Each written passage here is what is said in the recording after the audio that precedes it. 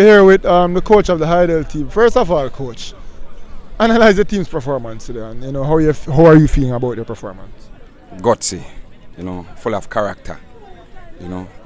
Only the only thing that missing from this team today is 3 points.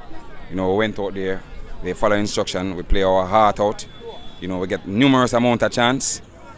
Only finish one. Nevertheless, my hats off to them. The boys went out there and give me their all. Yeah, and coach, on the day you guys outpossessed Georges, you guys had the lion's share position, you guys created more opportunities. What was your thought process in the preparation coming up to today's game? Because this team looked very well prepared today. We continue to do what we have been doing from summer, is try to keep the boys focused. Whenever time we keep them focused and they went out there and play Hydel football, the sky is the limit, In spite of not getting 3 points, do you think today was Hydel's best performance of the season? I leave that to you and the other rest of analysts then.